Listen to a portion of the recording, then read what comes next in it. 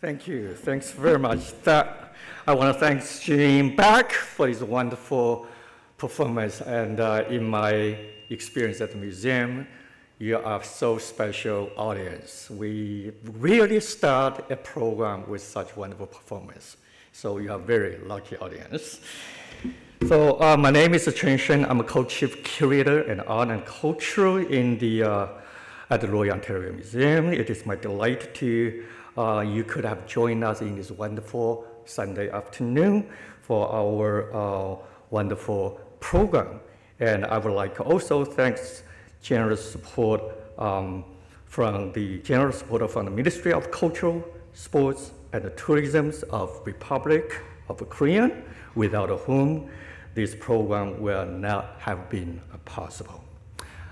As usual, I want to acknowledge that this museum sits on the ancestral lands of Wendat and Haudenosaunee confederacies and Anishinaabe nation, including Mississauga of the Credit First Nations, who are the original stewards of this land from the immemorial to today. This land has been a meeting place of diverse peoples for generations, and I am so grateful to be here with you today, continue that long tradition. And as you were expecting, today's program will include 2 short talks followed by on-stage conversations and audience question to be hosted by my dear colleagues, Dr. Vicky Kwon, Associate Curator of Korean Art and Culture at ROM, and I would like you to hold your questions until that time. Appreciate it. And also for the comfort of everyone, please ensure your mobile device are turned to silence. Museum has this kind of a program and welcome you in a full house. I'm so excited to see everyone's feeling the space here. It demonstrates that ROM is committed to connecting with Toronto's vibrant Korean communities and enhance dialogues and exchange. And in these special days, I like send my celebration notes, happy birthday for a national days of Korean. And I would like to thank Consul General of the Republic of Korea in Toronto for their ongoing support of our curatorial and programming initiatives. So please join me, welcome Consul General Young J. Kins to the stage for these few words. And for the rest of the time, I hope you enjoy these afternoon programs. Consul General Kim.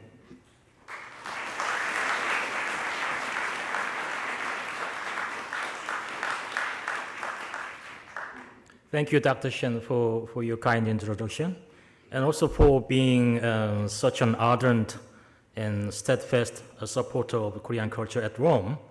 I'm now beginning to suspect you love Korea more than China or Canada. Yes.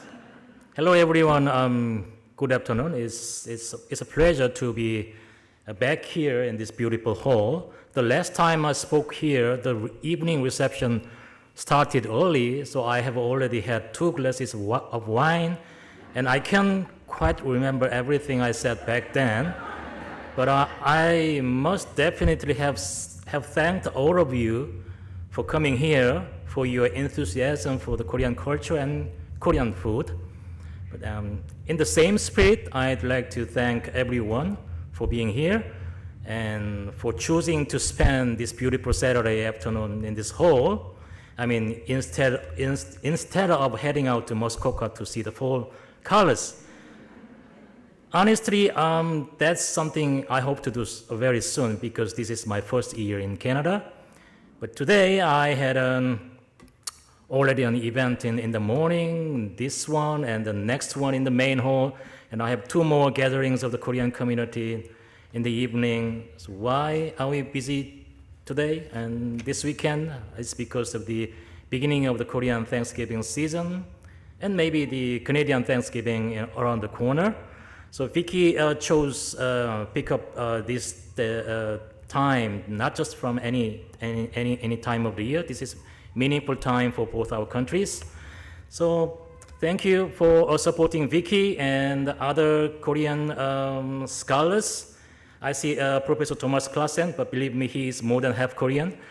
So we talk about the contemporary Korean culture on this occasion of traditional Korean celebration. Contemporary Korean culture is not pure Korean, but a mixture of global cultures, I believe. There is a concept called heterosis and in biology, meaning that crossbreeding often yields stronger offspring than pure lines. So when it comes to the openness and diversity in cultures, Toronto and Canada also truly stand out. So this is the perfect alignment of a full moon, harvest, tradition, mutual understanding, and progress and evolution. I hope all of you have a wonderful time and fulfill your curiosity about how our tradition evolved in a globalized world. Thank you very much.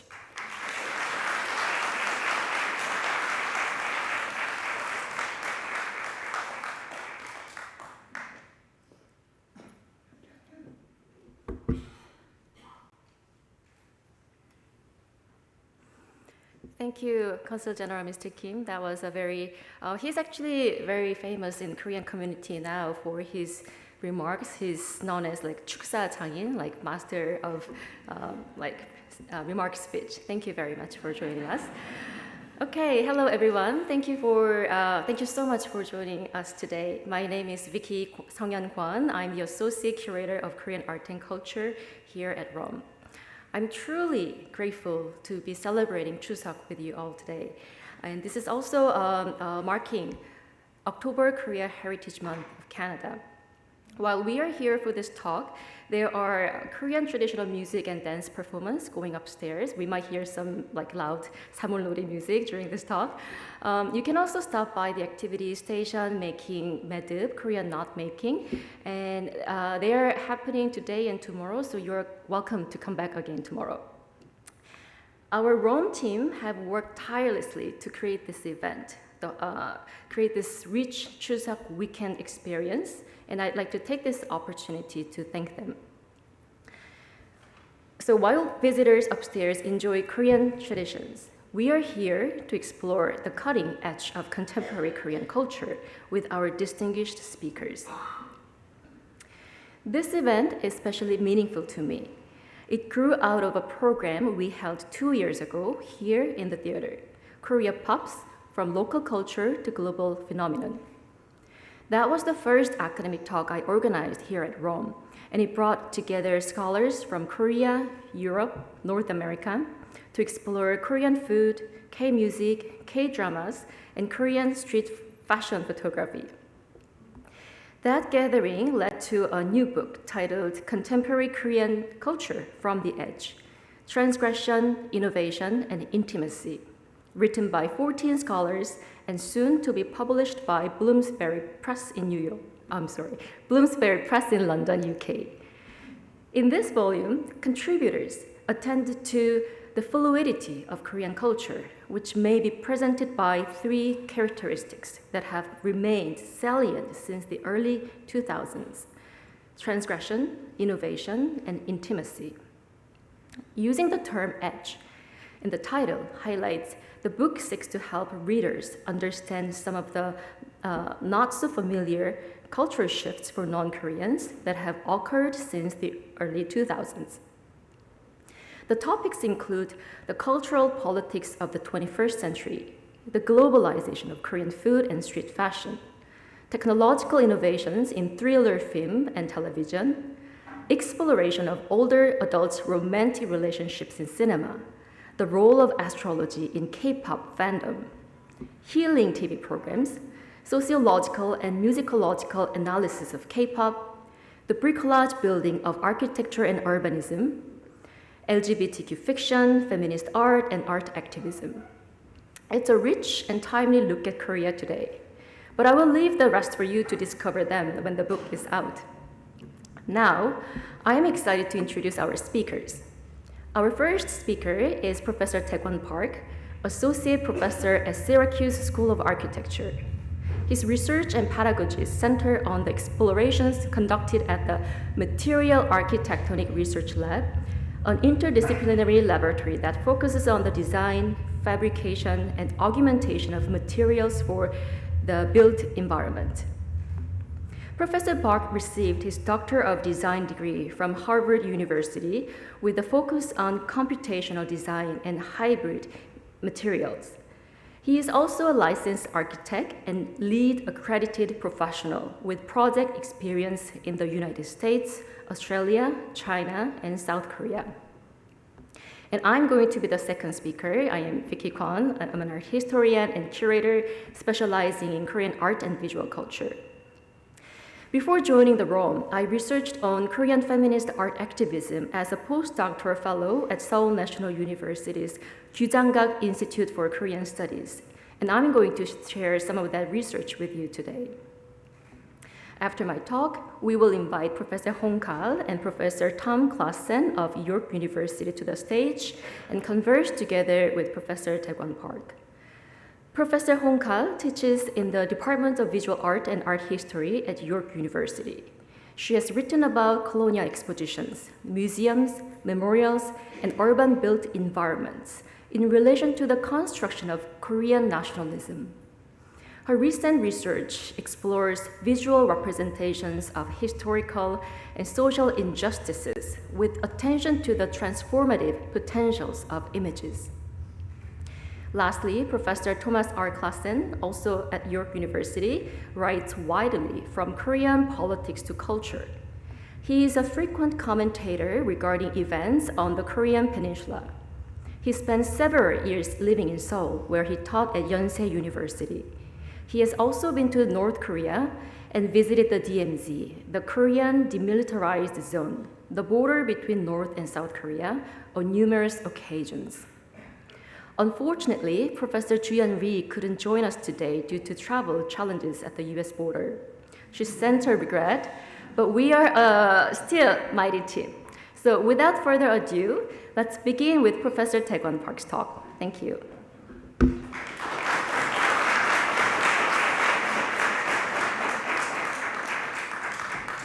Thank you, Vicky, for the introduction.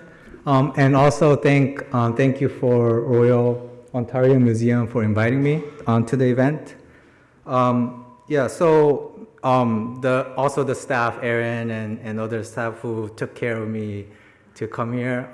I was not nervous coming here. I'm nervous going back, whether I can go back or not, but we'll see after this. Okay. So I grew up in Korea until like mid-20s.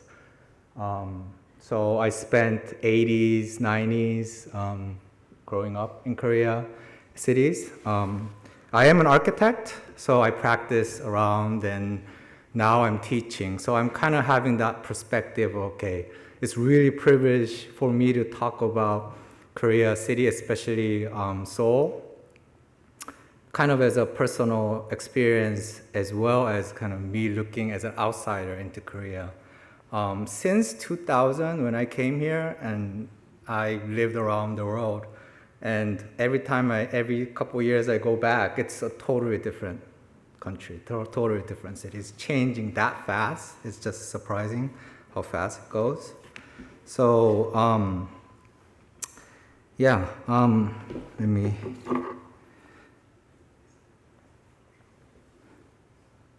So Seoul has been Seoul or capital city for over 1,000 years.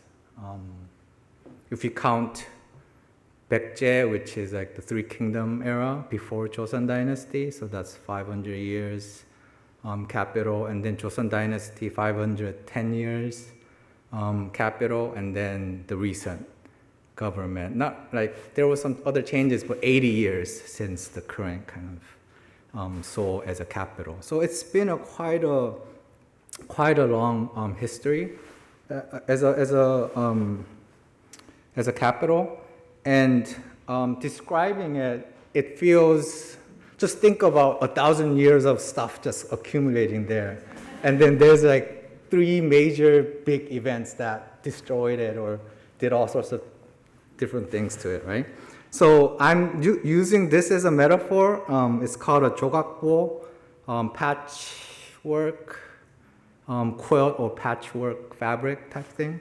And each, like this is ancient, all cultures have this kind of patchwork fabric, but you can see, I'm kind of focusing on the Korean version is kind of, it has its own kind of distinguishable colors, distinguishable shapes, distinguishable texture, that kind of thing. And this is a perfect metaphor for cities in Korea. And this kind of uniqueness, for example, can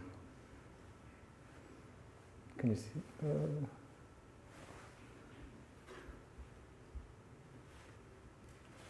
Is this working? Oh, here. Yeah, that one. That's the spring 2019 Hermes silk shawl. And you can see the reference, right? And they actually call it a bojagi, which is Korean word. So they're kind of inspired by that. Have you seen K-pop Demon Hunters? Okay, so I have a lot of references to that. Just like the jogakbo, Korea cities and urban landscape is a patchwork, right? And all cities is like that, but I'm saying it's a little bit more extreme, or I guess a unique situation. If you look at this photo, right? You have the old wall, you have mountains in the background, you have like contemporary modern city, you have everything kind of combined in there, right? So if you look at this, which is from the K-pop Demon Hunters, in one of the interviews, director Maggie Gang, who's a Canadian, right? Korean Canadian, said she particularly wanted to look at that kind of patchwork. Like it's not like a typical big city, but what does it make this look like Seoul? And it's the mountains, it's the city, it's the kind of a hodgepodge, kind of chaotic kind of situation, right? So I think she depicted this really well in the movie as well. And so how does this patchwork work? And I mentioned 3, right? So the first one, before the 20th century, it was Joseon Dynasty, and Korea was pretty cohesive and uniform, right? You can see the photos here. Low buildings, there's some government buildings popping up, but mostly a lot of roofs, low rise, homogeneous kind of feel to it. But the first kind of disruption was the colonial urbanism, basically from 1910 to 1945. Imperial Japan overlaid like large infrastructure for political and economic control of Korea. So many of the modern infrastructures were built, like train stations, hospitals, those kind of things were built during this time. But it was more about how to utilize Korea like more efficiently rather than the continuity of the city itself from the Joseon Dynasty, from 1,000 years, right? So it was different. And you can see kind of the stark example. This is the Joseon Cheongdokbu, which is in English, Government General of Korea. Do you know what this is in the back? What does it look like? It's a palace, right? Right now, behind it, there's the Blue House right here. So even the Blue House, the Korean White House, right? That sits behind the palace, old palace. But at this area, this building, this kind of imperial architecture type building, they demolished the front gate and then put that building there as a symbol, right? And there's multiple palaces in Seoul. One of them was turned into a zoo, right? So there's like a lot of those kind of things there. Now this is how I mean like literal zoo, right? Like with animals in. So this is the current version. So the Blue House is not in the photo, but you can see they rebuilt the front gate, main gate, going into the palace.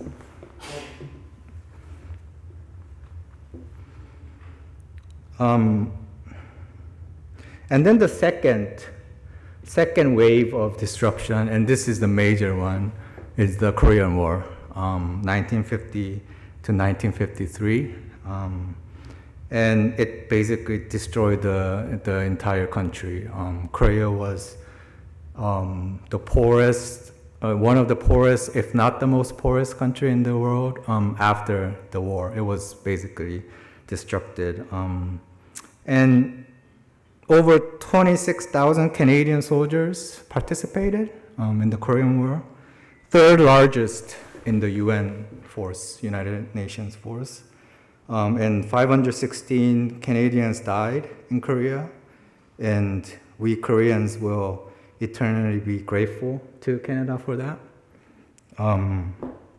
And so from that, in that ruins, now how do we rebuild, right? It wasn't about continuing the culture, revitalizing the city. It wasn't about that. It was about, okay, how do you really start to build up from there, right? From nothing.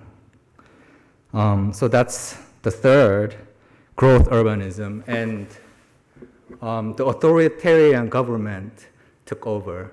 And then it was all government-driven, top-down development since the 60s. And so the speed was just very, very fast. Massive apartment complexes and gentrification, huge-scale gentrifications happened during this time. So in just over 50 years since that, or 40, 50 years, Seoul went from a rubble to one of the largest megacities on earth. So currently sitting around 10 million people. If you count the metropolitan area surrounding it, it's 26 million. That's half of Korea, South Korea, living in or near Seoul. Probably too big. That's not but that's where this kind of image comes in, right? During this, you have that's the 60s Gangnam, like Sai Gangnam. That's the 60s Gangnam, which is, Gangnam means River South. So River South was basically agriculture and nothing. That was the 60s. After 20 years, it became like this. So between that, this is current, but it was almost built in 20 years. This photo where there's the farmer who's doing cow plowing, and then having apartment towers built behind it, right? You get those scenes.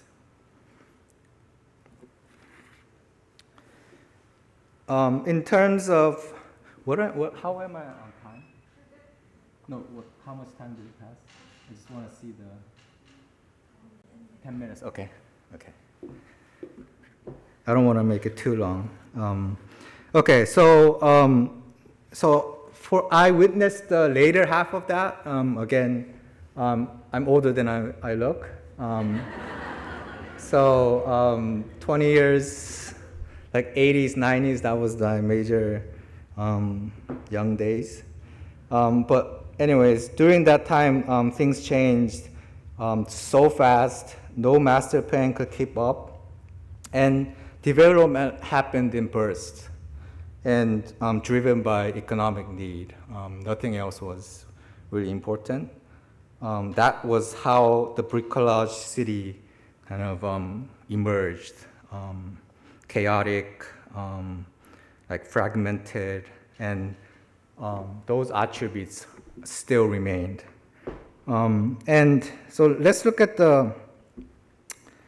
these kind of changes or these pieces of the patches a little closer, and I made it into 4: nature, fragmented nature, history, the modern fabric, and then the architecture interventions, more recent ones, right? This is Namsan, Bukchon, Hanok Village, Gangnam, current Gangnam. This is Ihwa Women's University campus. So if you look at that, that's actually a building done by French architect Dominique Perrault. Basically, it was a hillside and cutting through that like a valley, like a valley here. And then under the hill, there's like university functions in there. It's quite interesting. So the first one,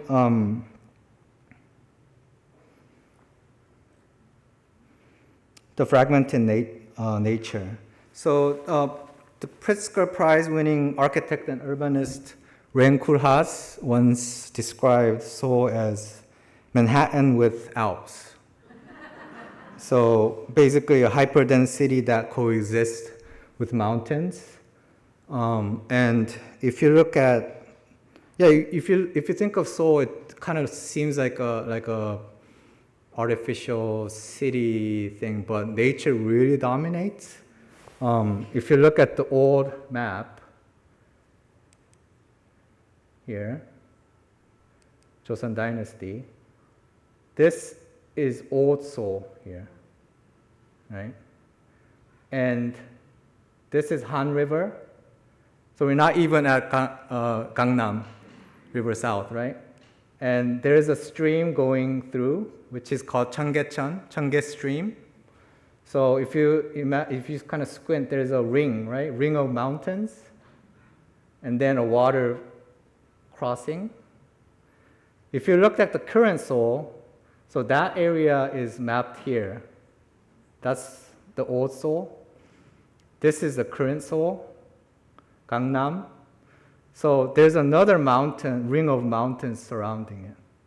So it's literally a mountain surrounding, and then a Han River crosses, smaller mountains, and then a stream crossing it. That's how it looks like in terms of nature. There's 18 major mountains, and if you include the smaller mountains or peaks, it's more than 100. So it's a lot of mountains. Han River is around 1.2 kilometer wide, very big for a river.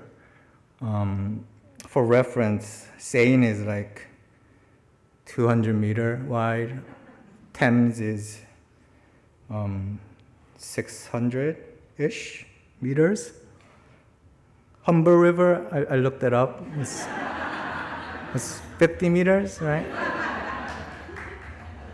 But you guys have Ontario Lake, so it's better, right? So because of this, and Korea itself, 2/3 is mountains. So mountains everywhere. It's not just Seoul. So that gave a lot of influence in architecture and how buildings and how people thought about nature, like architects, artists, all of them are influenced with that, right? So if you look at this painting, can you spot the architecture? It's here, right? This is Inwang Mountain, one in Seoul. So it's kind of a part of it, right? It's not architecture, it's not the nature, it's kind of same thing, right? So a lot of techniques architects use, and I won't go into too much architecture jargon, but like 차경 meaning like borrowing the view, borrowing the surrounding view. So architecture in Korea traditionally was always even the views that you capture is a part of that architecture, your home, your building. So it was really about how do you frame it, how do you interact with that, and that whole thing is a part of even the landscape as well. And then another thing, there were multiple brochures I found, because right now currently Seoul is kind of experiencing a huge hiking tourism right now. Like people from Europe and everywhere come to Seoul not to experience the city, but to hike. Think again, 18 major mountains, over 100 peaks, right? So this is just some of it, one of the mountains. And that's how it kind of looks like. You see the city in the background. So it's common in the weekends, you get on a subway, and there's people with full hiking gear going to the mountain, right? You get off and then you're up the mountain, right?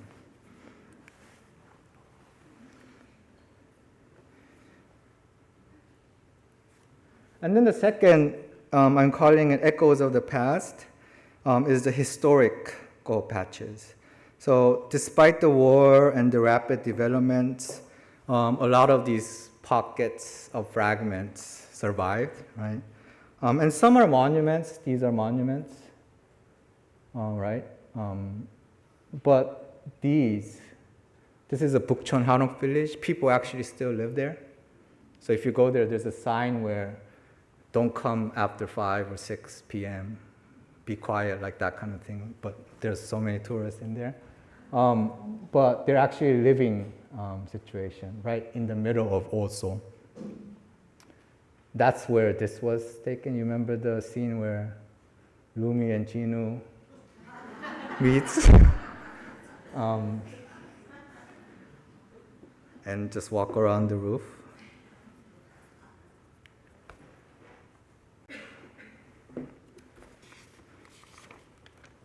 And then the traditional architecture, it's quite human scale, right? You remember the old photos of Joseon and the old neighborhoods, like very low buildings, small buildings. The major feature of Hanok means Korean homes, the traditional ones. It's built around something called a maru, which is this space and like this little deck space, opening up to a courtyard type building, and the building is built around it like that, right? So maru, you can call it a kind of a it's usually semi-enclosed, so it's under a roof. Oops, I showed you the Gangnam style. See, it's under the roof, but it's open. This is still covered by the roof. And these spaces acted as hallways, but also living room, family room. People actually did stuff there, and almost no furniture in there. Even the madang, the courtyard, has very little landscape. You have a little bit of landscape in the edges like that, but mostly it's open. And it's very, very functional. You do ceremonies there, you make kimchi with your neighbors in there. This guy's eating, I think. This guy's eating there. So it's kind of this multifunctional kind of space. And by the way, and you can see I think it might be a wedding ceremony in this space, right? And these beautiful drawings, by the way, are, Elizabeth Keith. Sorry? Oh, that's fantastic. I should have looked into that. So depicting some of these, right, activities there.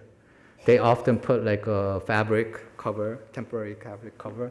And some of these spaces, they even have this opening like doors. So it's a wall, and then they can open it and hang it on the top. So it kind of becomes open too. And then these spaces, especially in an urban situation or dense situation, these would open up to these spaces, which is called 골목 or alleyways, right? And there's a certain scale and feel to it. And I'm talking about this because this does influence the current architecture and how they approach designing buildings, homes, cities, and things like that. And then the Gangnam style. So Seoul currently has the 4th largest metropolitan economy. In case you're curious, Tokyo, New York City, Los Angeles is the top 3, and then 4th is, and I'm talking about metropolitan economy, the size of the economy. Korea's 4th, and then I think it goes like London and then Paris or something like that. And in just 50 years, Joseon Dynasty, there was 200,000 people, and now it's 10 million. And then during the 60s Gangnam expansion, that basically doubled the territory from the old Seoul. And size Gangnam style, that was kind of a satire on the Gangnam culture and how Gangnam kind of people like party and do stuff. It's considered 20 times larger in terms of combined economy compared to the river north. So there is that kind of unequal wealth distribution there as well. And Korea or Seoul, like other large cities, are super blocks. In case you don't know, super block, like there's like main arterial roads, and then the blocks are quite big, right? And this is Manhattan, super blocks, and this is Korea. And the difference here is, if you look at this, especially this district, each super block would have a similar sized building, like either like skyscrapers just extruding up, or very dense. A lot of European countries are like this, where similar sized buildings are bundled, like 5-6 stories are bundled together. But if you go to Korea, it's kind of a weird situation where there is a super block, but the edges are high rises, and then the inside are often like this kind of condition. So you have this very tall building border, and then this very like small 3 to 5 story, sometimes it's even 1-story buildings. And often case, especially River North, Gangbuk area, the 500-year-old like alleyways are still there, and then the buildings are like kind of like renovated and things like that. So and then another interesting aspect is that it's the density and programmatic mixture is very extreme. So you can go to any block and you have similar amount of programs, let's say. How many like people live there, like so each super block is almost its own kind of city type thing. And it's homogeneous. You go to Korea. I think Korea doesn't have a suburb like the North America. You go to Seoul, you go to like suburb of Seoul, and it kind of feels the same as Seoul. You have apartments and you have cities. Even in the countryside, it's like, yeah, some areas, very rural areas, would have small buildings, but there's middle of nowhere. There's like high-rise apartment complexes like just standing there. It's kind of, but I'll talk about this a little bit more a little bit later.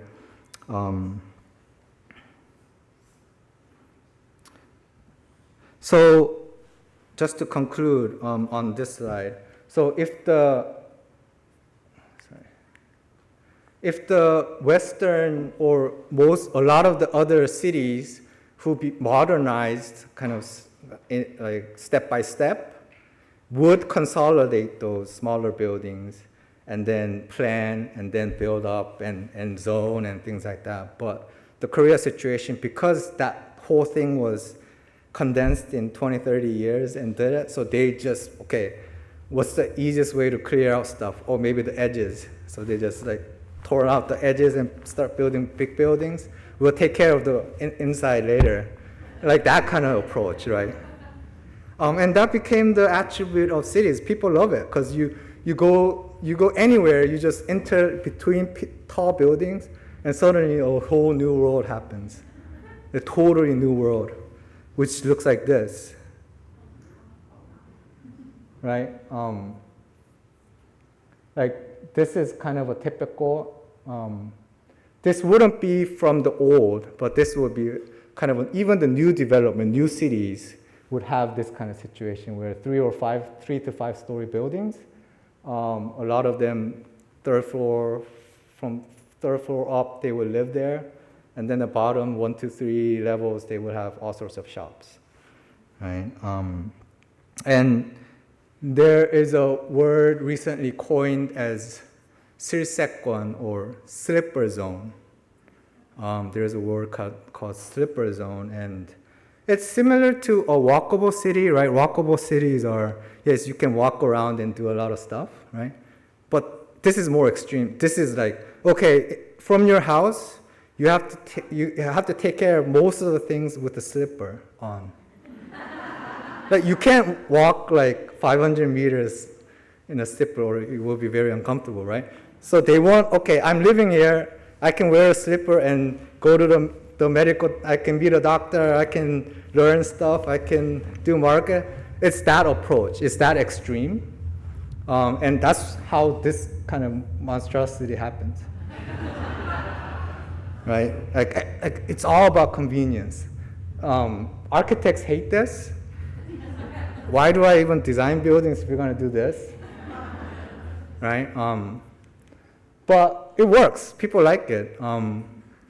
It's like a book. You can stand there and read it. Right? And there's all these little like interesting businesses where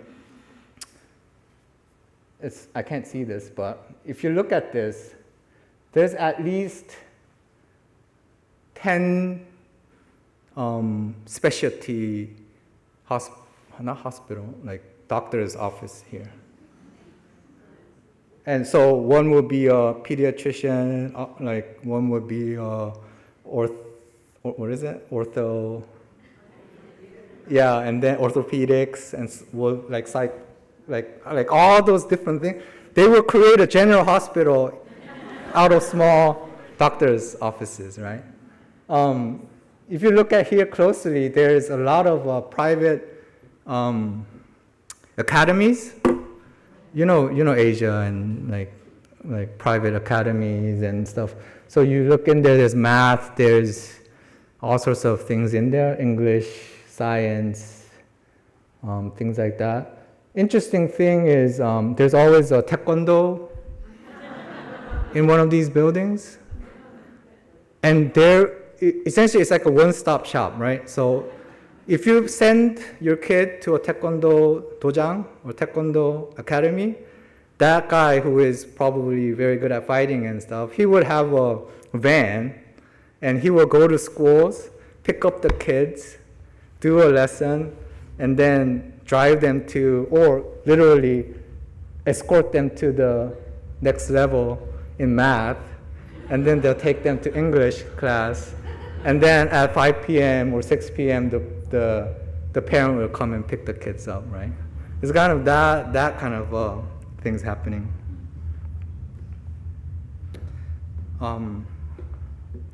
And then there's the apartment, right? Korea, we call it the Republic of Apartments. And 60% of Koreans live in apartments. 60. I think North America, 60%-ish live in single-family homes. So that's the drastic difference, right? But apartment in Korea is slightly different. It's translated better to apartment towers because by definition, collective housing of 5 stories or above is apartments in Korea. It's different from condo. If it's lower than 5 stories, it's called a villa, which is very confusing, right? Anyways, but we call it 아파트. You know, Rose and Bruno Mars, APT? That's the same APT. And these are a totally different business. The approach is very, very different. Like, this is Seoul, one part of Seoul. These are all apartments. All the buildings you see here, it's really ugly. This is the Lotte World Tower. I think they wanted to use this as the Guima's like home thing, but they refused to put it on the K-pop Demon Hunters. You know no, actually it's the where the girls live. That was supposed to be this, but they didn't want that their building to appear, so loss for them. They didn't know it's gonna be this big. But anyways, that's a 123-story building, tallest in Korea. It has many functions, but there's also apartments in there.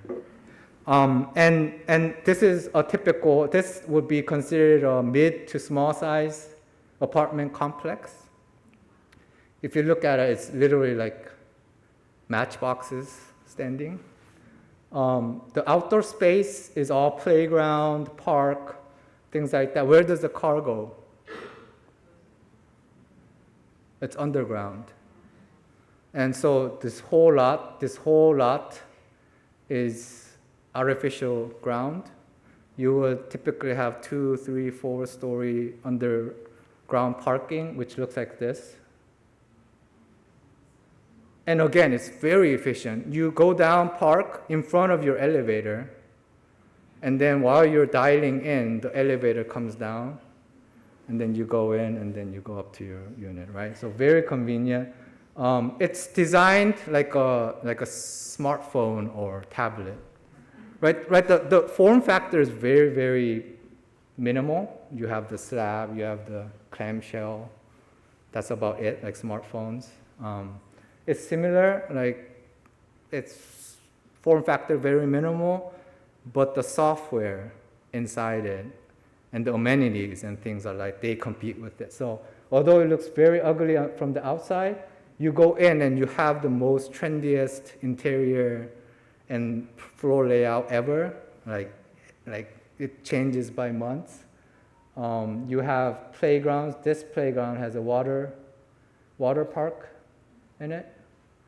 You have like golf practice, you have gaming rooms, you have cafes, you have everything you need. And I'm not talking about luxury. This is a standard for a large. Obviously, if you go to luxury apartments anywhere, you would have these amenities, but this is a baseline. The baseline, you would have to have at least a cafe, like playgrounds, all those kind of things, gyms, swimming pools, all these things. So that's a very, very basic thing. And then obviously like smart technology, like when you're stepping out of your house, you just press a button and then the elevator, you can call the elevator. All those small little, very subtle things are embedded in here. And so each major conglomerates have their own brand, apartment brand. So Samsung has Remian. Where is this? Where am I? Hyundai, you know the car makers. They have Hill State, LG. What does LG make? Like, white appliances, right? They have Jai, Lotte, which is like food. They have Lotte Castle, and on and on. Every major ones have their own brand. Location, brand matters. People compare, which is bad. I live in this area in, I don't know, Remian versus I live in Hill State, and that's a different thing, right? That's probably a bad thing. But anyways, it's that business kind of minded. It's a whole entire business. Architects, a lot of the architecture firms just do apartments as a living. A lot of them. It's their bread and butter. And it's also being exported as well, like all over Asia. This is Hanoi and Middle East. They're appearing in North America too, starting to. This is in Los Angeles, Bora Apartments. It's a Korean apartment brand. So it's interesting. And then the last, the more contemporary architecture interventions, right? So beginning of the 21st century, 2000, now we're kind of like looking back and seeing how much of a mess we made. And now we're starting to, okay, and we have some money now, and maybe we should improve the cities in a more serious way. So that's when we really started, like 2000, right? I know Toronto started kind of the formal major renovation or major development or redevelopment of cities since the 50s. So 50s onwards, steadily, step by step, improved the order. Korea started in 2000. So 50 years later, right? And it's now 25 years later. Major change. You can't recognize it from 2000 and today. That's only 25 years. So I'll just show a couple, and then I think I can end. How am I doing in time? How much time passed? 5 to 10 minutes, okay, perfect. Okay, so I mentioned this, Cheonggyecheon, the old Seoul mountain ring, and then there's a stream passing, right? That's here, right? And my arrow here, that's the Cheonggye River, right, in the center. It looked like this, right? People washed clothes there. They drank the water, I guess. It was a drainage system. It's like a living water kind of situation, right? The second, after Korean War, people started to return, have nowhere to live. I guess the water, like the side of the water is better because you can get water and dump the sewage in there and stuff. So people started building like these shanty, like towns formed near, right against Cheonggye area. That's until the 60s. And again, the authoritarian government started tearing these off. And they looked at Cheonggyecheon area and said, okay, we need a road. What's the best thing where is the best way to build it efficiently? Yeah, we'll just make it on top of the Cheonggye area, right, Cheonggyecheon. So they built this 50-meter wide road on top of it, just covered it up. And then maybe that wasn't enough, so they put an elevated highway on top of that. Like that. So this is how it looked like in 2002. Right? Am I getting this right? 2002, yeah. This is 2002 photo. You can see the 50-meter road bottom. You have the highway on top, right? 2003, government decided, well, probably earlier than that, but they started construction in 2003, and okay, we're just gonna rip everything out. So they just ripped everything out, did landscaping. There wasn't enough water, so they're using like literally drinking water. They're flowing it, and turning it into this in 2 years. 2 years from this to this. And it's not like small section. It's the whole Cheonggyecheon is 11 kilometers. They did 6 kilometer section, turning it in from this to this to this in 2 years.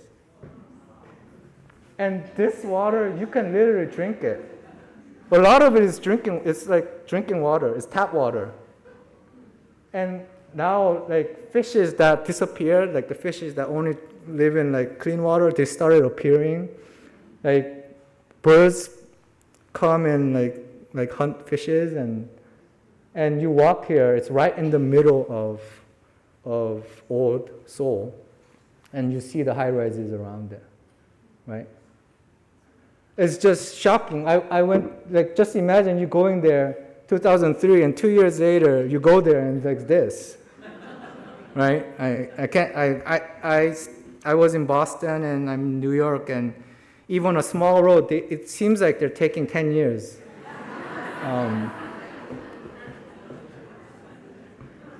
Yeah, like when I was in Boston, that was, how long was it? That was 15 years ago, and I visited last year. They were still doing it. That's crazy. Like Koreans would have done it in 6 months.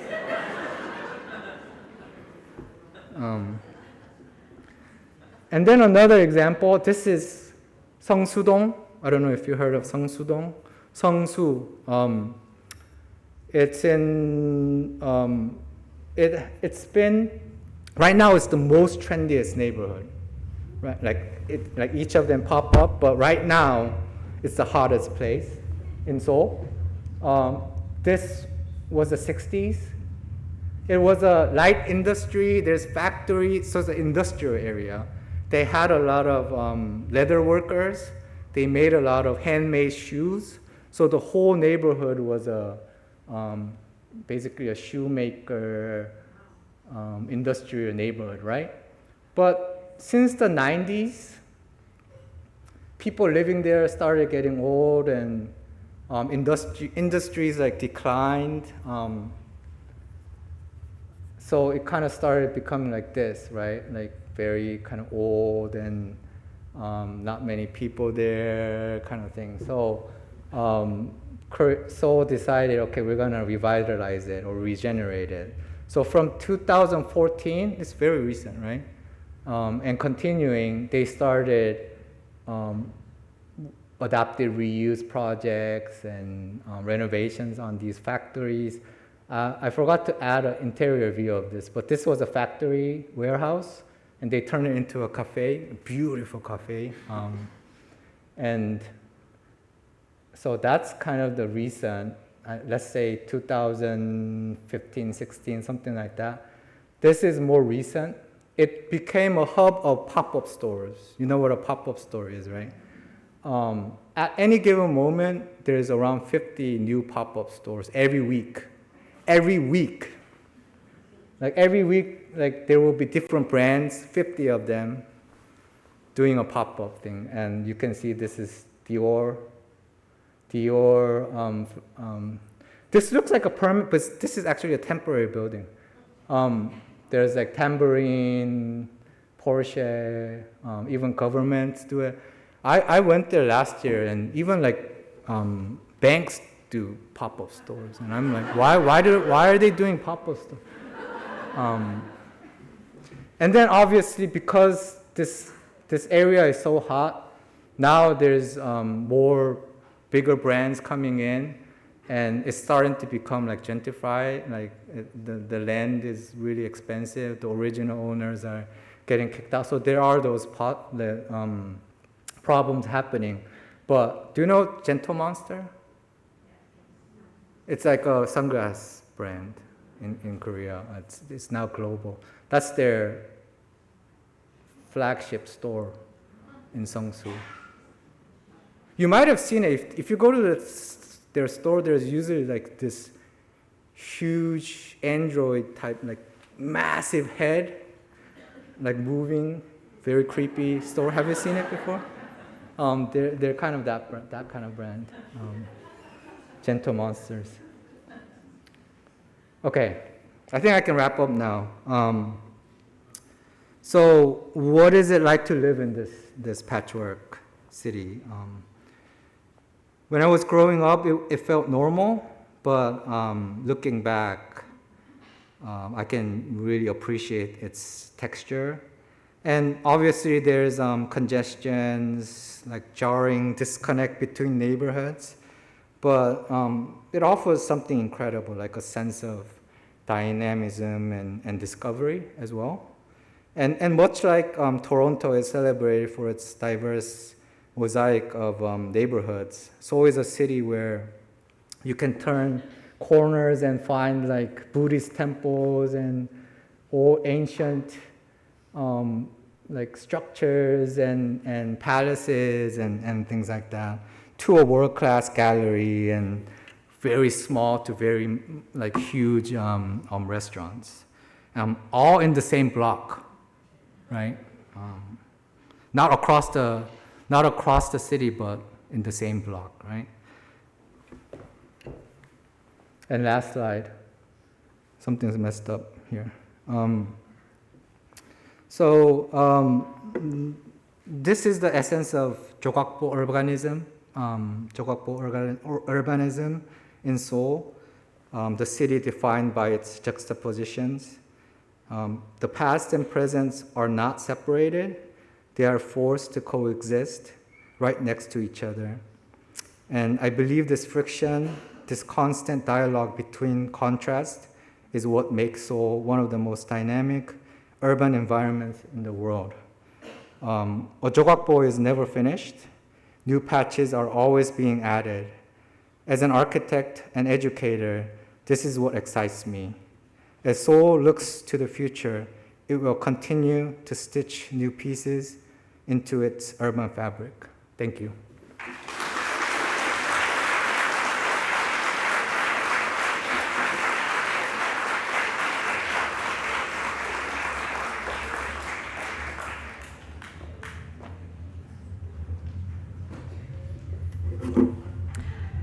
Thank you, everyone. Thank you, Daegon. I sometimes feel like working between Korea and Canada, I live in different senses of time. It's also interesting how you looked up Humber River and all of these Canadian details. Thank you very much. Today, I will talk about feminist art activism in South Korea after 2015. 2015 was a crucial year that marked a resurgence of feminism in South Korea, often referred to as the feminism reboot. This term, coined by a film theorist, Son Hee-jung, reflects a renewed feminist consciousness in Korea. It emerged around the same time when the global feminist movements were sweeping around the world, such as Me Too movement, #movement, and the global fourth wave feminism. So what happened in South Korea in 2015?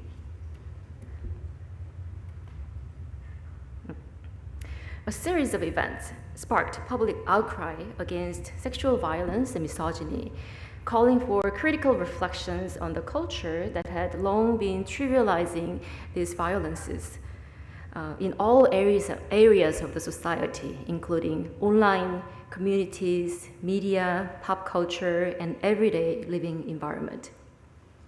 One major flashpoint was the agreement between the South Korean government and the Japanese government over the issue of comfort women for the Japanese military. As many of you know, the comfort woman system was the military sexual slavery during the Japanese colonial occupation of Korea and the Second World War.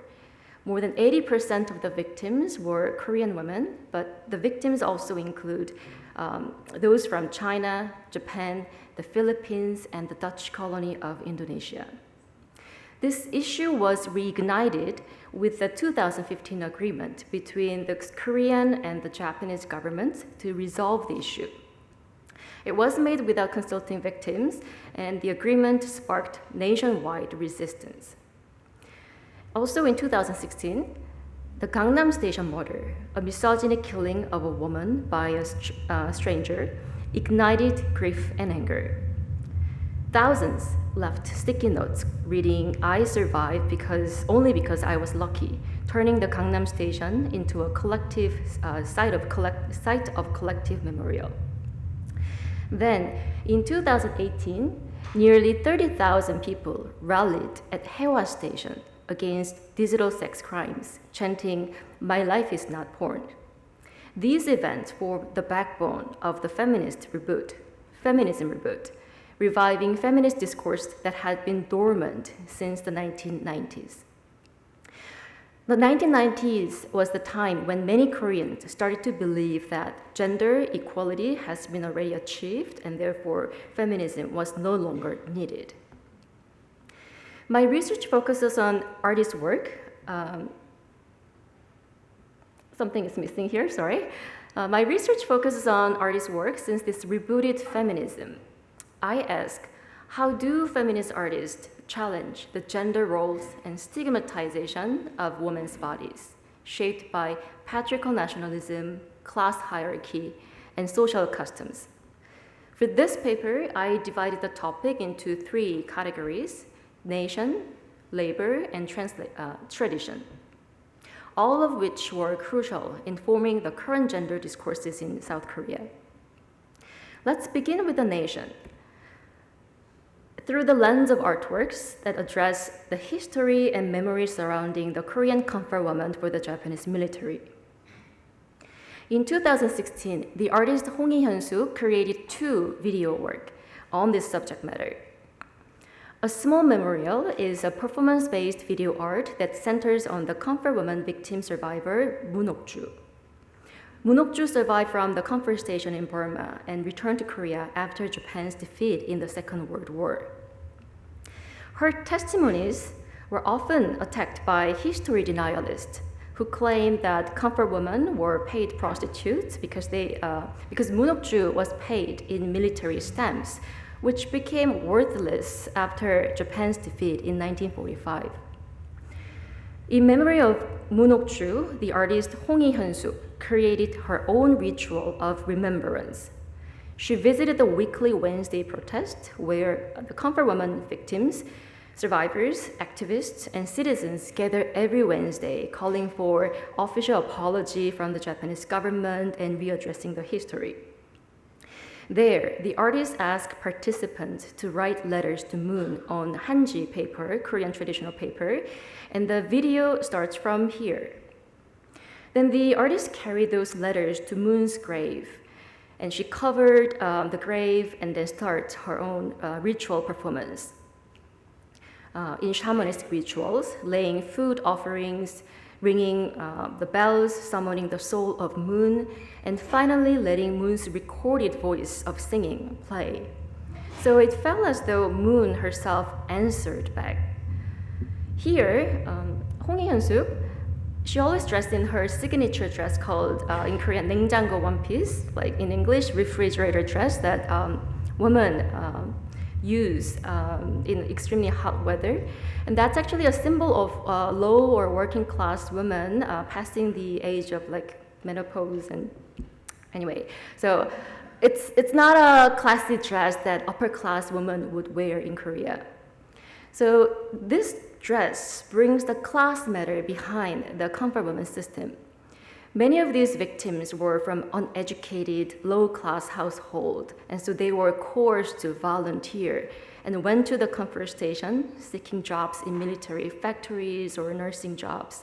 And they became the point of attack by history denialists because of the word volunteer. Using the dress as a tool to speak about the class issue, the artist uses her own body as a bridge, linking the protesters, citizens to the victim survivors. The result is not a visual spectacle, but transgenerational solidarity. Another work that Hong-yi made in the same year is the single-channel video titled Why Did You Come to My House, #1. The video begins with audio of the song from children's play under the same title, overlapped with the video footage of the Japanese army marching during the colonial period. The video inserts footage from the propaganda videos created by the Japanese Colonial Administration Bureau in Seoul, that major building hiding Korean temple and the blue house that Taekwon showed in the earlier presentation. And these women in the video, they were donating their gold hairpieces to fund the war, waving the Japanese flag, wishing the army victory. The video ends with a group of middle-aged contemporary women and men cheerfully singing and playing the children's game, holding each other's hands in hands, in Gwanghwamun Square.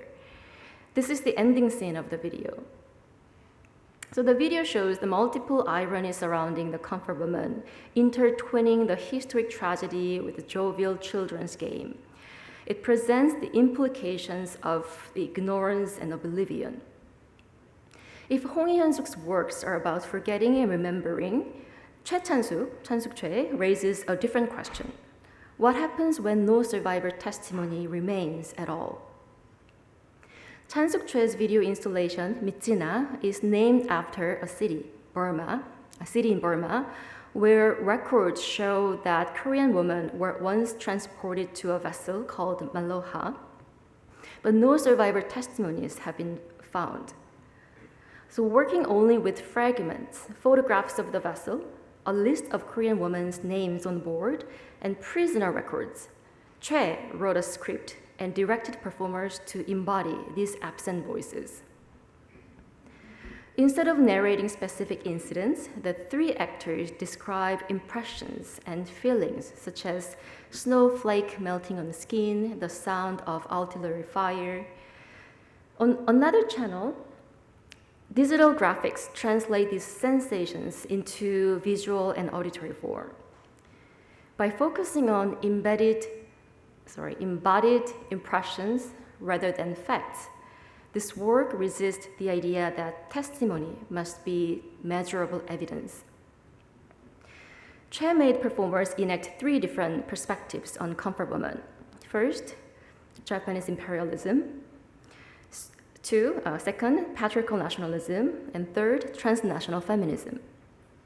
The three performers' memories and perspectives contradict each other. For example, Mitsina 2 says that she was taken to a truck by force at night. Immediately after, Mitsina 1 says that she read a recruitment advertisement in a newspaper. Then Mitsina 2 says back she could not read a word. Their responses are also contesting when they are asked about their age. Unlike the other two, who were only 14 years old, Mitsina 3 says that she was over 30 and asks why age matters. All the Mitsinas speak about their uncertainty and difficulty in recalling their memories, echoing the complicated memoryscape surrounding the comfort woman discourse. Moving beyond the stereotypical representation of the comfort woman, Choi's work envisions a creative way of making art to address the sensitive topic. When most of the survivors have passed, and when we are therefore entering the time of post-memory.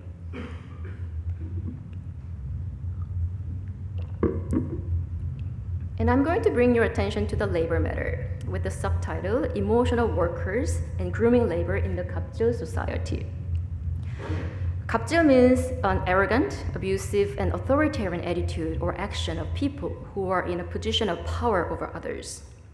Reports of kapjil, especially by celebrities, politicians, and corporate elites, increased around this time. Two famous incidents on Korean Air airplane made the term widely recognized. And what was once tolerated back then is now met with strong backlash, public backlash. So reflecting a new awareness of workplace ethics and equity. So I think this is a good social phenomenon that people don't hold it back, just raise the voices.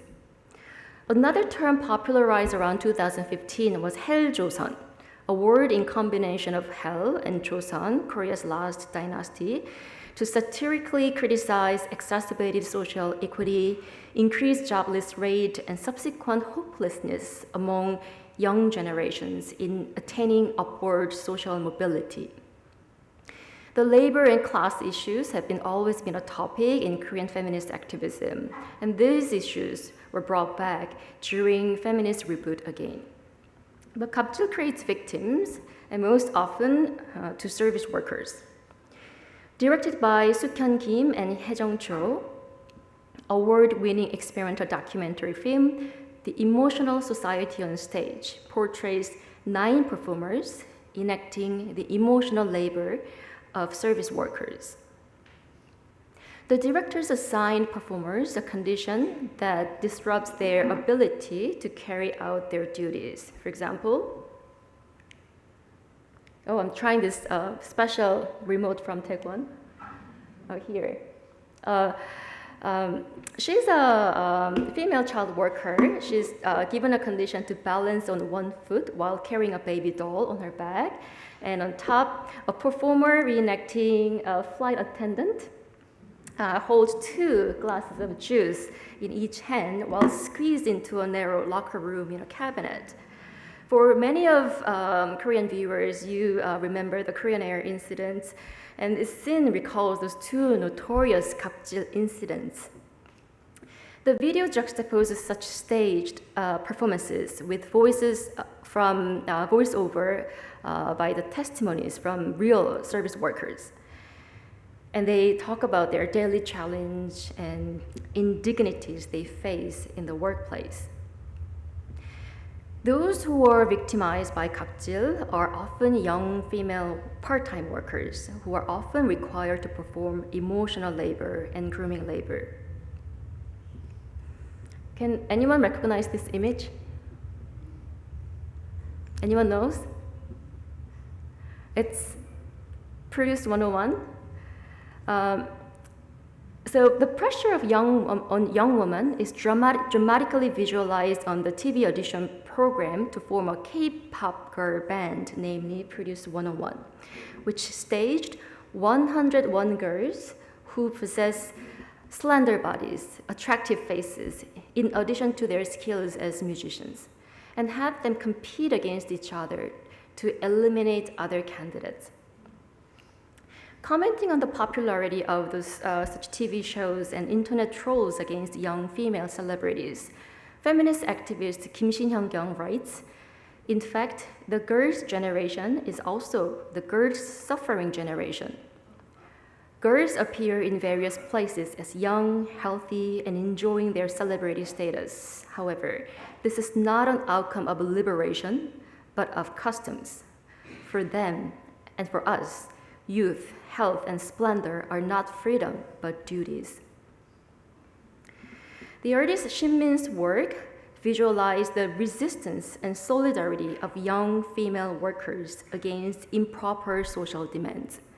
Shin has been focusing on the young millennial and Gen Z women who often encounter sexual objectification and misogyny at their daily workplace.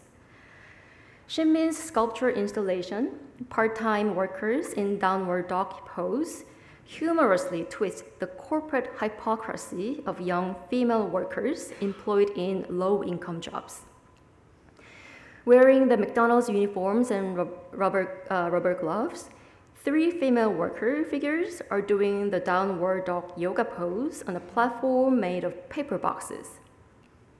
While the 2 bends fully face down, the 3rd resists conformity, holding the pose with her head raised, sharply arched eyebrows, and tightly closed lips. The work draws on the artist's own experience as a part-time McDonald's employee.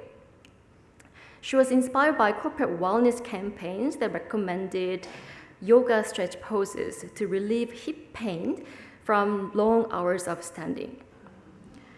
Yet, to most Korean viewers, the pose evokes something entirely different. The punitive posture once forced upon students in schools, I used to do this too, or low-ranking soldiers in the military. With girls' confrontational faces and McDonald's uniforms instead of Lululemon leggings that one would have imagined for yoga, for young women performing, the sculpture transforms a supposed gesture of care into a stark reminder of unequal power relations, less about welfare but of 갑질. Shinmin's recent works highlight solidarity among female workers. Titled Our Prayer, I Don't Hate, My Colleague. Sorry, this one moves. Okay. Oh, okay. Yes, sorry about that. Oh, this is her new work, Our Prayer, I Don't Hate My Colleague, I Love, I Hug, I Am in Solidarity, is an installation of 5 female worker torsos made of McDonald's French fry paper bags. In the exhibition held at Bukseul Museum of Art, the figures face the wall, so the viewers first encounter them from behind. Each has their hair tied up in a low bun nest, a standard hairstyle required for women in food service industry. Turning to the front, however, the viewer meets with 5 defiant faces, clenched teeth, compressed lips, and sharp, confrontational eyes with raised brows. They are far from projecting the corporate happy meal image with the welcoming smiley faces. The sculptures of female workers bear stems printed on their French fry bags, as well as marks across their necks and shoulders, evoking bodies treated as commodities, consumable and disposable. While constructed from cheap, throwaway materials, their bulky forms and stern facial expressions convey otherwise invisible emotions of anger and resistance, grounded in a striking corporeal presence. The title, however, underscores the artist's perspective.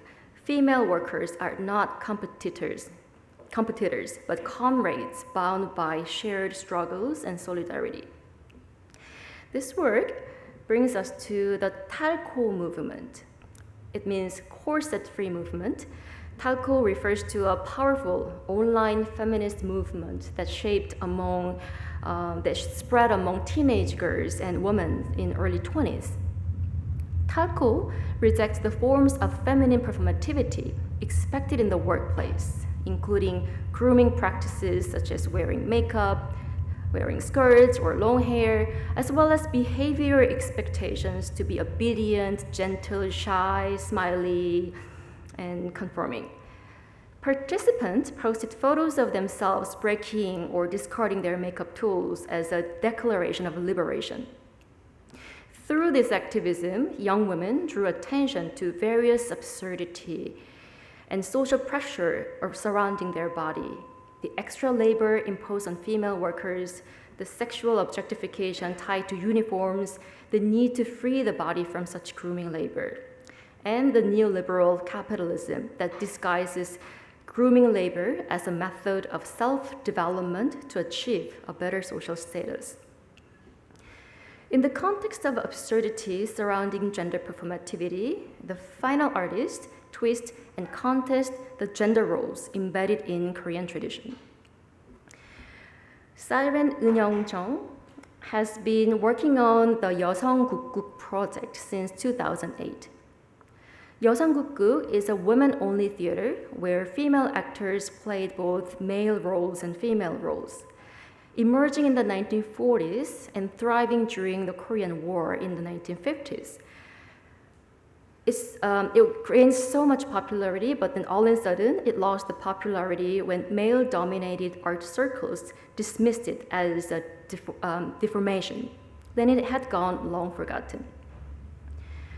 Siren Eun-young reinvigorated this tradition, this genre, by linking it to gender and queer studies, interweaving performers, running workshops, and producing performance and video art.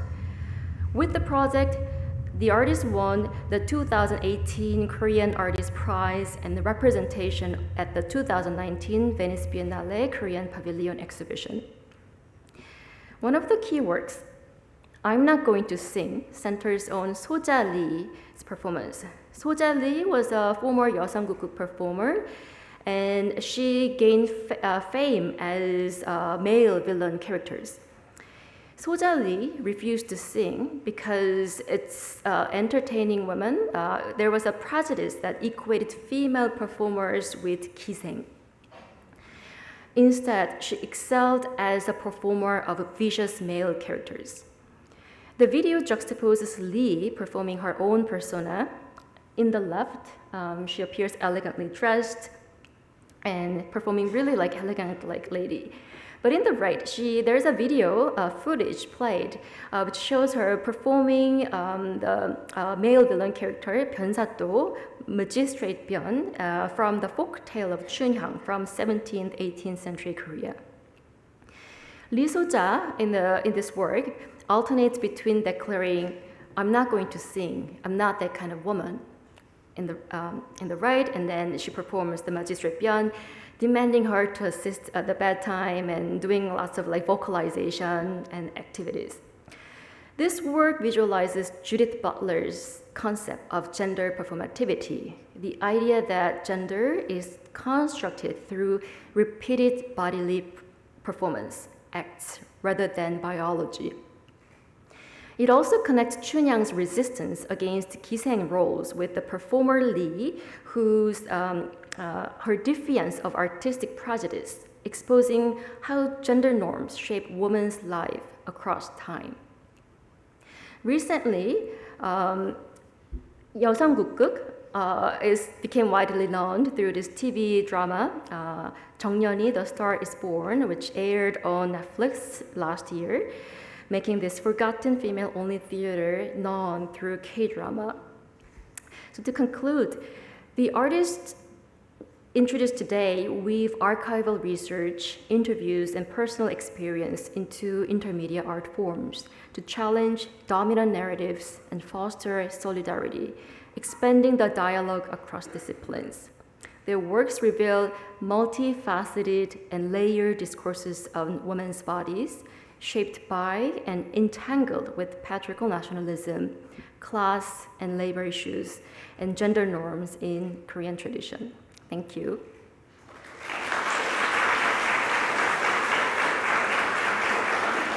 Now, thank you so much. Now, I would like to invite Professor Taekwon Park, Professor Hong Kal, and Professor Tom Klassen onto the stage for a discussion. Please join me, and please light up the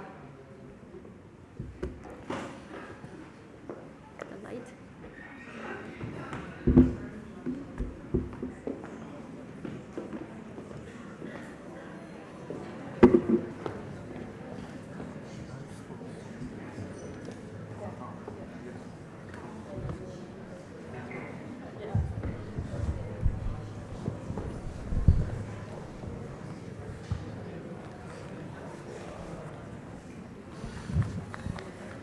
Okay, well, the food and beverage will be served from 3, so please stay. You're welcome to go to the restroom and come back. Okay, thank you so much for remaining, and thank you very much. Taekwon, it was a great presentation with lots of images. Thank you very much. I would like to first ask, I'm going to do a little curated conversation and open up the floor for Q&A with the audience. So Tom, could you tell us more about how this book started? Yes, I can. Would I be able to show some pictures as well? So the book, which isn't quite available yet, started because every year I take a group of students from York University, where I teach, to Korea. And they have a great time. I'm showing you some photos of this past year's trip. And so I thought, well, not everybody gets a chance to go to Korea for 3 weeks in May, but a lot of people, including you, are interested to learn more about Korea. Why not a book? So I spoke with my colleagues. Some of them are here. And they said, yeah, that's a great idea, but let's do a book that's not just the surface of Korean culture. Let's do something a little bit more edgy, and that's why the book is called Edge. Something that might not be apparent at first glance on your first visit, but you need to go back a second time. And then it was great that we were able to find experts on Korean culture that were willing to go beyond the surface. And next time I take my students to Korea, I'll be able to say, well, you know, after 3 weeks of having fun and exploring and learning how to dance, that here's a book where you can learn more. And that's how the book came about, and I think I'm almost at the end of the pictures that I took. Thank you. Thank you so much. I'd like to ask this question to Taekwon. Oh, sorry.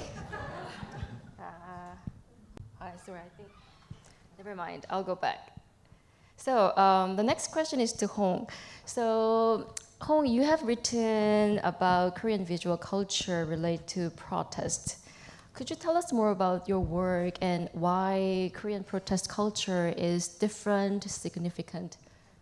Why don't we watch this short video clip, and then after that, I'll just explain why I was very into this new phenomena. Okay.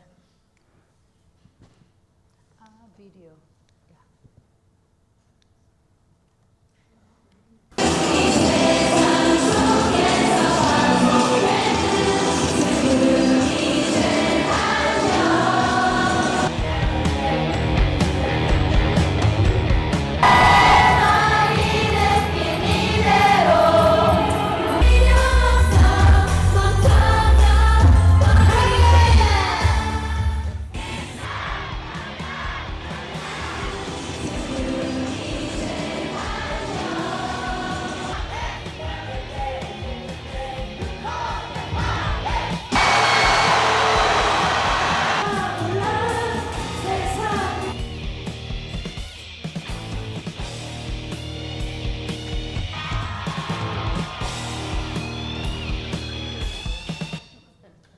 It looks like a festival, but it's actually a protest style, right? So what you just saw in this video clip are the streets of Seoul, not long ago, but in the winter of last year. And there were mass rallies, especially in front of National Assembly building and later many other locations. And hundreds of thousands of people filled the streets and demanding the impeachment of a former president who had declared a martial law. And these rallies continued all the way into the spring of this year. And mass protests in South Korea are not really new. But what was striking this time was how people engaged. Many of them were young women in their 20s and 30s. They were singing K-pop songs like Rose of Blackpink, Apart, or Girls' Generations Into the New World.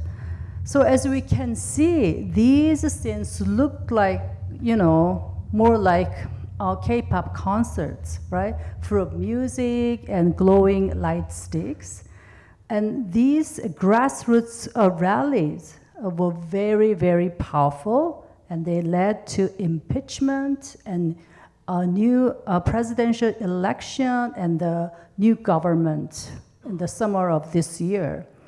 And that's why this movement is now called the Light Revolution. But here is the thing. This seemingly new, festive protest culture did not just appear out of nowhere. It has a history.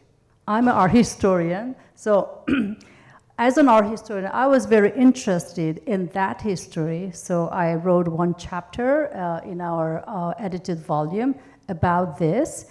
But then before light stick, there were candles, real candle, LED candle, or sometimes cell phone app candles. For example, after the tragic accident, Sewol ferry sinking disaster in 2014, and people, they all gathered in solidarity with the families, bereft families of the victims, holding candles, and which then later grew into massive candlelight vigil.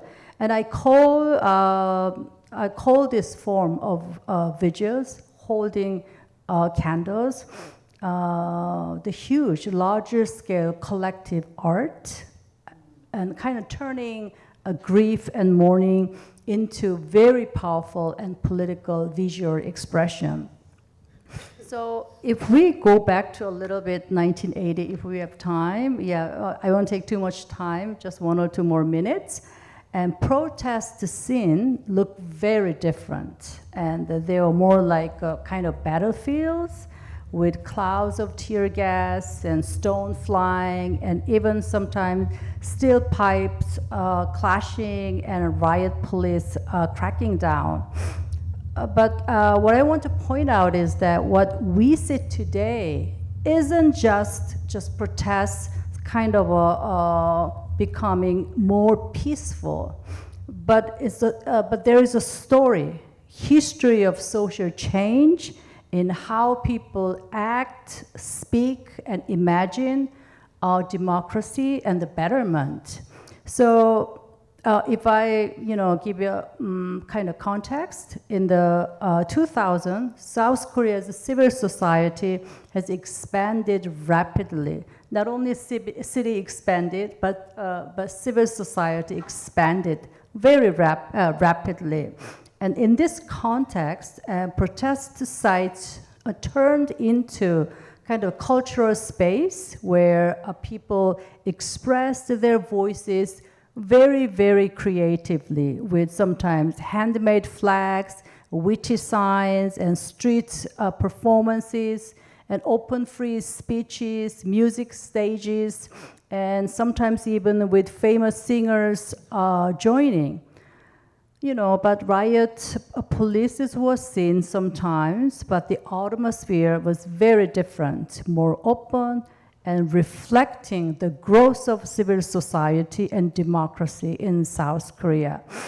And back to the term light revolution, in the Korean history, the word light has a special meaning. It is associated with the idea of a recovery, the recovery of sovereignty, which was once lost under Japanese colonial rule from 1910 to 1945.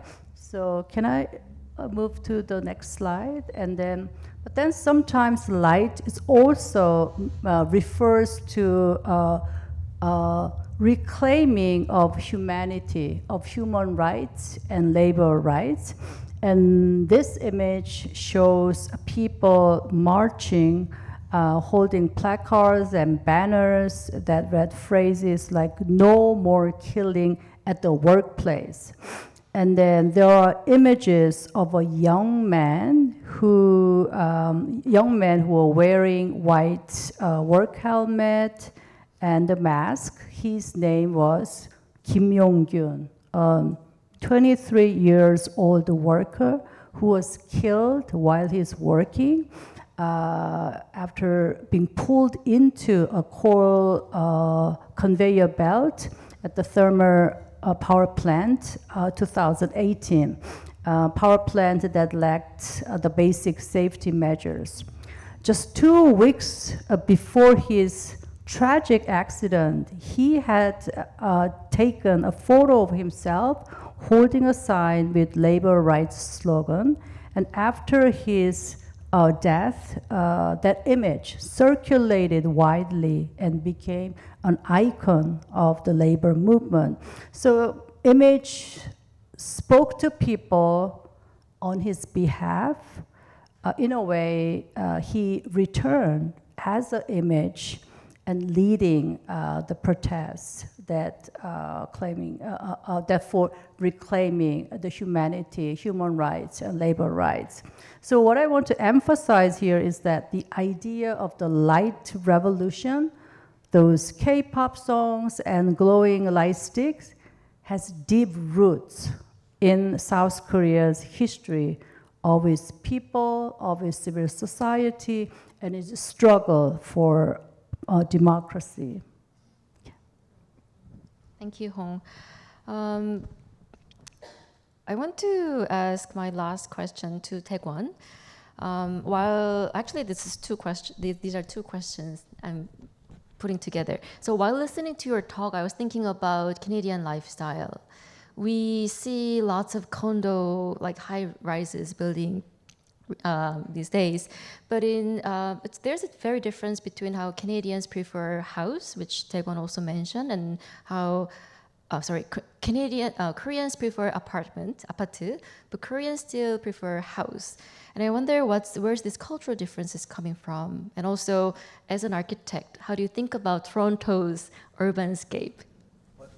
Toronto, Canada in general. How about Rome? Yeah, thank you for the question. So yeah, I think like tracing back to what I kind of described, I think it was just so fast in the 60s. Everybody was living in like mostly Hanok Korean or Yanggok, which is like Western home, the Western style home. So those were like 2 stories, 1-story buildings, houses, even in the city, right? But so when the government massively built these apartments, obviously it was more cleaner, it was convenient, you didn't have to take care of your lawn or anything. So people started thinking, yeah, like living in apartments is good. And I think that continued. Now it's changing again. Again, we're kind of catching up, right? We're catching up with the rest of the world. But now people are starting to, I want to live in single-family houses. So people with money would buy lands in the rural area, not in Seoul. Seoul's too expensive, like near Seoul, and then they'll build like a weekend house or some type of house, and then when they retire, they'll move out. So that movement is getting really, really big. Another aspect is because the city was just developed so fast, like the real estate was the primary means of investment. Still, it's a problem. Like not a lot of Koreans invest in stocks compared to the other countries. They're all about land and real estate. Because these apartments, you can't just buy it. You have to be like on a lottery. And so if you have a family or you have kids, there's a certain points and all these systems. And if you look at those buildings, I didn't describe it, but those smaller buildings, those are actually called model houses, which is essentially like a gallery. So when people, when the developer is proposing an apartment complex, and they can go up to 12,000 units. 12,000, that's the biggest one, but usually it's 1,500 units. They don't start construction until everything's sold. So they already get all the money before they even get the construction, right? And it's very competitive. The reason why is obviously there's people. The reason why for the lottery is because everybody wants to buy it as an investment. As soon as you get that apartment, immediately that jumps twice, 3 times, 4 times, 10 times the cost. And you can sell it. So some people would just buy it and then turn around and just sell it back 5 times the cost, kind of thing. So it's almost like so that culture was widespread. We're trying to fix that, but it's still the case. And then there's this down payment system, which is totally different from other countries. Because you do a down payment for buying, I guess, cars or things like that. But in Korea, often half the price is the is the I'm talking about renting. If you rent a apartment, then you would, is it called the down payment? Not down payment, it's called the deposit. Korea's deposit is half the price of the apartment. Sometimes 2/3. So why is that? Is literally, okay, I give, let's say that's like $2 million apartment. I don't want to buy it, or I don't have enough money to buy it, so I'm gonna rent it. I pay $1 million to the owner, and then the owner gets it, but there's no rent. So the owner gets the $1 million and buys another apartment, and then the original owner of that new apartment would, pay, like, get the money, pay pay the person who's leaving, and then it's kind of that system, which is very, very weird. But there's no rent. It's an investment. Yeah. So that culture is still there. We're trying to fix it. And I think that's the cultural difference. I don't think that's a positive thing. So we're turning into that. And maybe for the second question. Maybe let's hold. Okay. And for audience Q&A, because okay. I'm sorry that I didn't calculate time well. So we are going to stay in the reception area for Q&A, so you can ask questions to each of us. But is there any audience who would like to share their questions to the authors and speakers? Please, you can come. Are you passing the mic? Okay. Yeah. One or two burning questions. Thanks. I really appreciate what you guys have said, and it's pretty informative. Based on the structure of accommodation and homes and so forth, how do you have, or how do you handle homelessness?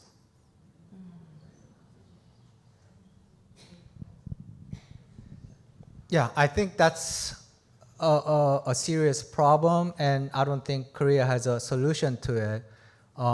But there's many forms of living, and so ranging from, these apartments would be, let's say, middle class to lower class. At least they can afford a house, right? But there's other forms of extreme living where there's a thing called office plus hotel type situation, where it's a one room, and you kind of work and live at the same time. There's one rooms where it's one single room with the kitchen and everything in there, down to little tiny closet size units that's very, very cheap, right? So I think that's kind of spread out. I heard that young tourists or young people who visit Korea love those tiny little apartments. It's like 3 by 3 meter or 4 by 4 meter rooms. And actually live there. But going back to the question, I don't have a solution. I don't think the government has a solution. I don't know why you go to Korea and you see less homelessness compared to the other cities. I'm not totally sure, but it's still a big issue, and there is multiple types of situations where you can actually live, and maybe to the Canada standard, it might be, maybe you would say, oh, I can't live there. But I think in Korea, there's so many of that they can survive there. And then, and those apartments or those single little, it's called like jokbang, or those kind of things are cheap enough that you can live there with welfare. So if you get the unemployment money, you can at least live there and eat. So it's that kind of level. I think that was a very important question. Thank you so much for asking. Do we have time for one more, like, really simple question? Very, very simple? No? Okay, so we're going to be out there to answer your questions, and our chief curator, Dr. Chen Shen, will close this remark. Well, thank you. On behalf of the Royal Ontario Museum, I'd like to thank our distinguished today's guest for sharing your study and your thoughts in such dynamic way. Thanks. Vicky for facilitating this program and working with our RAM staff. And thanks very much again for this very interesting afternoon. And most importantly, I'd like to thank all of you, our wonderful audience, for your engagement. And as a treatment, we are going to have a little light refreshment thanks to Socha Tea and Nuna Bakery and a wonderful Korean snack. So please enjoy that. But most importantly, that today up to upstairs, we have Korean gallery free for visit for the rest of this month and to the end of next month as part of our free menstrual program, which you can enjoy free for Chinese gallery, Indigenous gallery, and of course Korean gallery. So hope that you can come back again, and again. So thank you very much and enjoy your afternoon. Thank you.